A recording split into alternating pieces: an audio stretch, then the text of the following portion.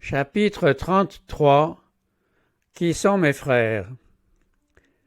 Les fils de Joseph étaient loin d'approuver l'œuvre de Jésus. Les rapports qui leur parvenaient concernant sa vie et ses travaux leur procuraient de l'étonnement et de la consternation. Ils apprenaient qu'il passait des nuits entières en prière, que tout le long du jour il était assiégé par la foule qui ne lui laissait pas le temps de manger. Ses amis pensaient que ses travaux incessants risquaient de l'épuiser. Ils n'arrivaient pas à comprendre son attitude à l'égard des pharisiens, et l'on allait parfois jusqu'à craindre pour sa raison.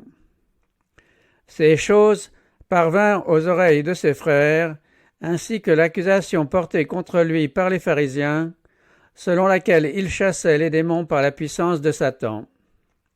Ils se sentaient compromis dans l'opinion publique par leur parenté avec Jésus.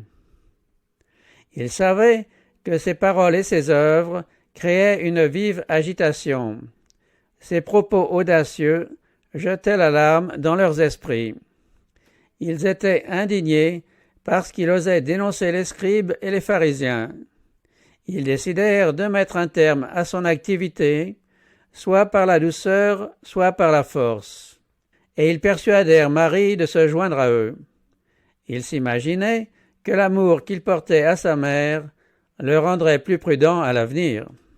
Jésus venait d'accomplir un miracle analogue à celui qu'il avait accompli précédemment, en guérissant un démoniaque aveugle et muet.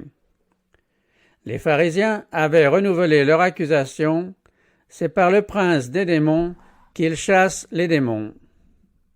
Le Christ leur dit clairement qu'en attribuant à Satan l'œuvre du Saint-Esprit, il se privait de l'accès à la source des bénédictions. Ceux qui avaient parlé contre Jésus lui-même, sans discerner son caractère divin, pouvaient obtenir leur pardon. En effet, l'action du Saint-Esprit pouvait les amener à reconnaître leur erreur et à se repentir. De quelle nature que soit le péché, si une âme se repent et croit, la faute est lavée dans le sang du Christ. Mais celui qui rejette l'œuvre du Saint-Esprit se place hors d'atteinte de la repentance et de la foi. C'est par l'Esprit que Dieu agit sur le cœur. Rejeter l'Esprit, attribuer son action à Satan, c'est obstruer l'unique canal par lequel Dieu peut communiquer avec nous. Dieu ne peut plus rien faire pour quelqu'un qui a définitivement rejeté l'Esprit. Les pharisiens que Jésus avertissait ainsi ne prenaient pas au sérieux l'accusation qu'ils portaient contre Jésus. Chacun de ces dignitaires s'était senti attiré vers le Sauveur. La voix de l'Esprit avait résonné dans leur cœur, affirmant qu'il était loin d'Israël et qu'ils avaient le devoir de se déclarer ses disciples. Mais c'eût été trop humiliant de l'accueillir comme le Messie après l'avoir rejeté. Une fois engagés dans le sentier de l'incrédulité, ils étaient trop fiers pour confesser leur erreur. Afin d'éviter de reconnaître la vérité, ils contredisaient violemment l'enseignement du Sauveur. Les preuves apportées par les manifestations de sa puissance et de sa miséricorde ne faisaient que les exaspérer. Ne pouvant ni empêcher le Sauveur d'accomplir des miracles, ni le réduire au silence, il faisait tout ce qu'il pouvait pour le présenter sous un faux jour et fausser son enseignement. Néanmoins, la conviction produite par l'Esprit de Dieu les poursuivait et ils devaient se barricader pour échapper à son influence. La puissance la plus efficace qui puisse agir sur un cœur d'homme contestait avec eux et ils refusaient de céder. Ce n'est pas Dieu qui aveugle les hommes et endurcit leur cœur. Il leur envoie sa lumière pour corriger leurs erreurs et les conduire dans de sûrs sentiers. C'est quand on rejette cette lumière que les yeux sont aveuglés et les cœurs endurcis. Parfois, cela arrive d'une manière graduelle et presque imperceptible. Une âme est éclairée par la parole de Dieu, par le moyen de ses serviteurs ou directement par l'action de son esprit. Quand un rayon de lumière est dédaigné, la perception spirituelle se trouve affaiblie, si bien qu'une nouvelle manifestation de la lumière est moins discernée. Alors, les ténèbres s'épaississent jusqu'à ce que l'âme soit plongée dans une nuit totale. C'est ce qui est arrivé aux chefs juifs. Convaincus que le Christ était revêtu d'une puissance divine et voulant résister à la vérité, ils attribuaient à Satan l'œuvre du Saint-Esprit. Ainsi, ils se trompaient eux-mêmes et se plaçaient sous la domination de Satan. Cet avertissement du Christ au sujet du péché contre le Saint-Esprit fut accompagné d'une mise en garde contre les paroles vaines et inutiles. Les paroles traduisent les sentiments du cœur. De l'abondance du cœur, la bouche parle. Non seulement les paroles révèlent le caractère, elles réagissent sur le caractère. Les hommes subissent l'influence de leurs propres paroles. Il leur arrive souvent, momentanément influencés par Satan, d'exprimer des sentiments d'envie et de médisance sans même y croire, mais ces expressions exercent une action sur leurs pensées. Trompés par leurs propres paroles, ils en viennent à croire ce qu'ils ont dit à l'instigation de Satan. Puis, après avoir exprimé une opinion ou une décision, ils sont trop fiers pour se rétracter et font tant et si bien pour prouver qu'ils ont raison qu'ils finissent par le croire.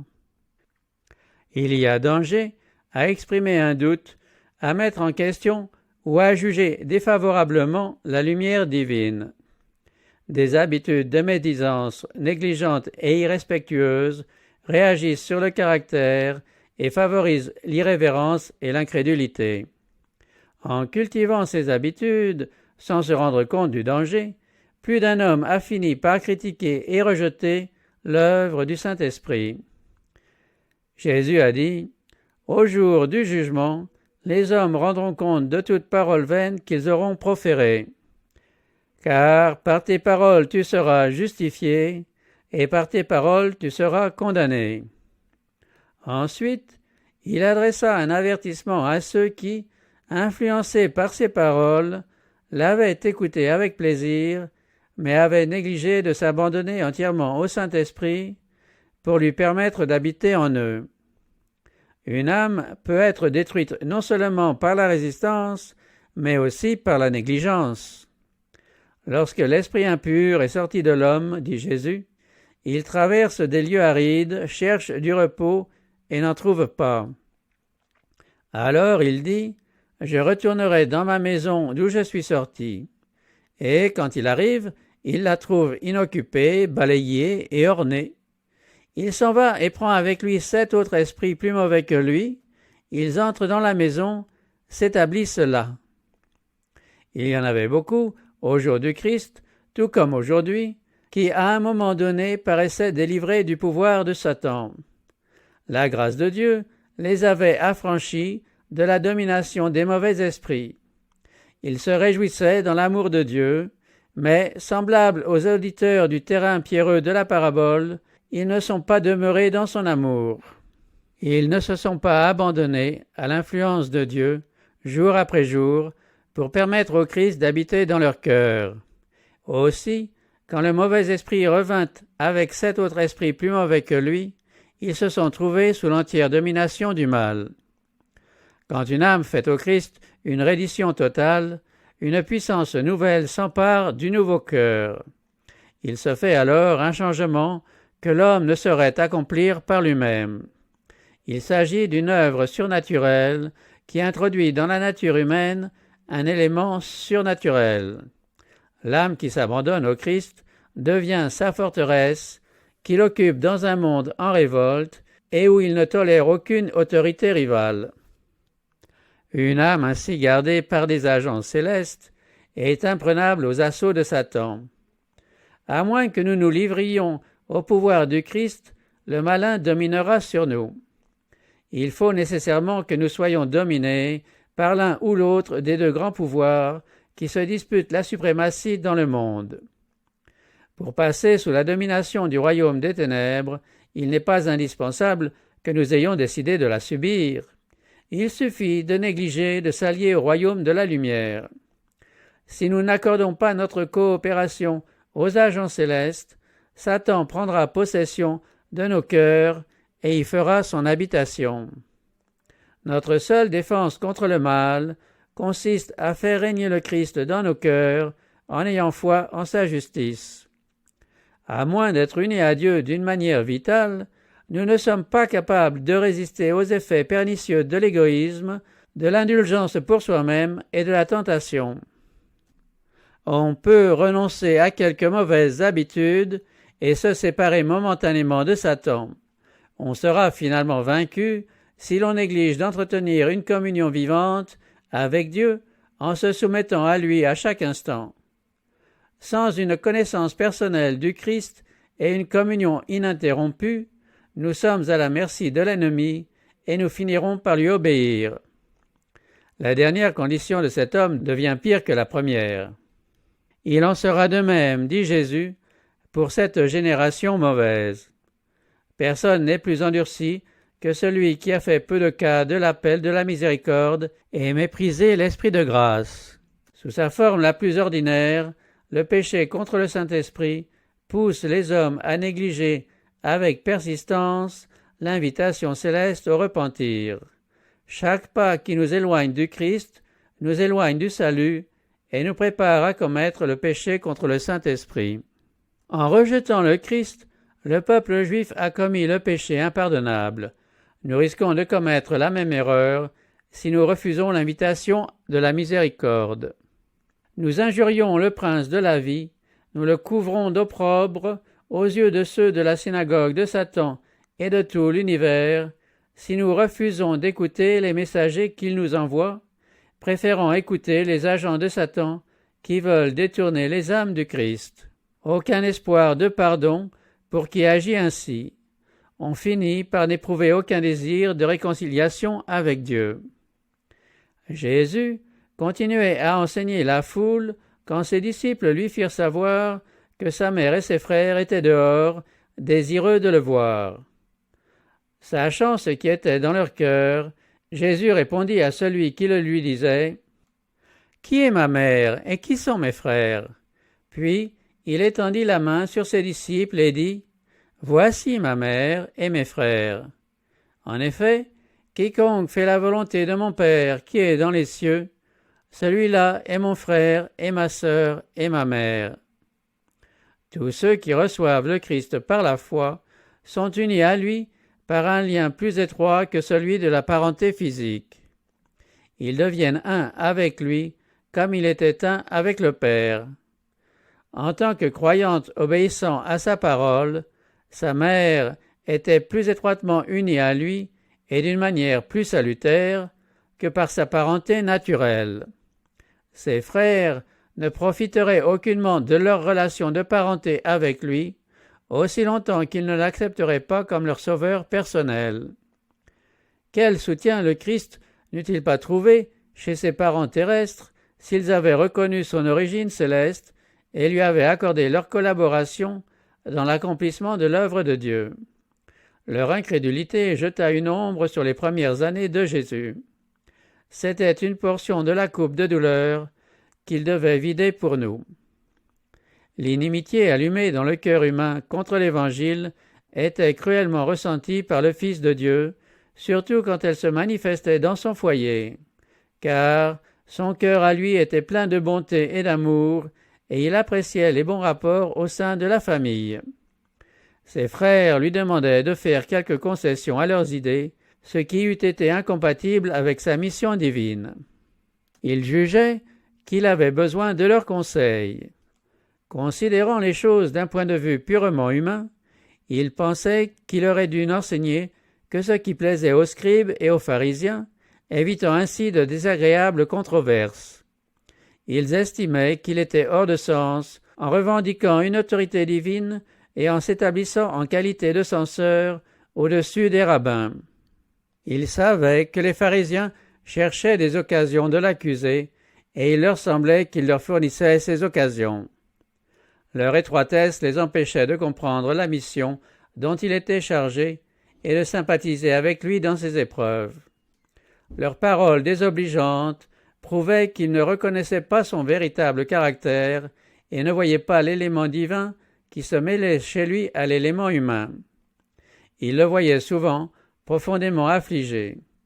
Au lieu de le réconforter, l'esprit qu'ils manifestaient par leurs paroles ne faisait que le blesser. Sa nature sensible était soumise à la torture, ses mobiles étaient incompris, son œuvre méconnue. Souvent, ses frères lui présentaient la philosophie des pharisiens, vieillie et désuète, et se faisaient fort d'instruire celui qui connaissait toute la vérité et comprenait tous les mystères. Ils ne se faisaient pas faute de condamner ce qui les dépassait. Leurs reproches le blessaient au vif et jetaient l'angoisse dans son âme. Il disait avoir foi en Dieu et vouloir prendre sa défense, alors qu'à leur insu, Dieu était tout près d'eux dans la chair. Tout ceci lui faisait un sentier plein d'épines. L'incompréhension qu'il rencontrait chez les siens lui était si douloureuse qu'il trouvait du soulagement à se diriger où il n'avait pas à la ressentir. Un foyer qu'il aimait visiter, c'était celui de Lazare, de Marie et de Marthe. Dans cette ambiance de foi et d'amour, il trouvait du repos pour son esprit. Personne sur la terre, néanmoins, ne pouvait comprendre sa mission divine ou deviner le fardeau qu'il portait pour l'humanité. Il ne trouvait de soulagement que dans la solitude et la communion de son Père céleste. Êtes-vous appelé à souffrir pour l'amour du Christ, à supporter l'incompréhension et la méfiance? Consolez-vous en pensant que Jésus a fait la même expérience. Il a pitié de vous. Il vous invite à vous réfugier en sa compagnie, à trouver du réconfort là où il l'a trouvé lui-même, dans la communion du Père. Ils ne sont pas des orphelins condamnés à supporter seuls leurs épreuves, ceux qui acceptent le Christ comme leur sauveur personnel. Il les introduit dans la famille céleste, il les invite à considérer son Père comme leur Père. Ils sont ses petits, chers au cœur de Dieu, liés à lui par des liens tendres et permanents. Autant le divin surpasse l'humain, autant ses tendresses envers nous surpassent celles qu'ont éprouvées pour nous notre Père et notre Mère quand nous étions incapables de marcher. Les relations du Christ avec son peuple ont été magnifiquement illustrées par les lois données à Israël. Quand la pauvreté avait contraint un Hébreu à renoncer à son patrimoine et à se vendre comme esclave, le devoir de le racheter, lui et son héritage, incombait aux plus proches parents. Ainsi, la tâche de nous racheter, nous et l'héritage que le péché nous a fait perdre, a été confiée à notre plus proche parent. C'est pour nous racheter qu'il s'est apparenté avec nous. Notre Seigneur et Sauveur est plus près de nous qu'un père, une mère, un frère, un ami, un fiancé. Ne crains point, dit-il, car je t'ai racheté. Je t'ai appelé par ton nom, tu es à moi. Parce que tu es précieux à mes yeux, digne d'estime, parce que je t'aime, je donnerai des hommes à ta place et des nations pour te racheter. Le Christ aime les êtres célestes qui entourent son trône, mais que penser de l'amour immense dont il nous aime? Nous ne pouvons le comprendre, mais nous pouvons en avoir la certitude par notre propre expérience. Et si nous tenons à la relation de parenté qui nous unit à lui, avec quelle tendresse ne devrions-nous pas considérer nos frères et sœurs dans le Seigneur? Ne devrions-nous pas être prompts à reconnaître cette parenté divine? Adoptés dans la famille de Dieu, ne devrions-nous pas honorer notre Père et les membres de sa famille?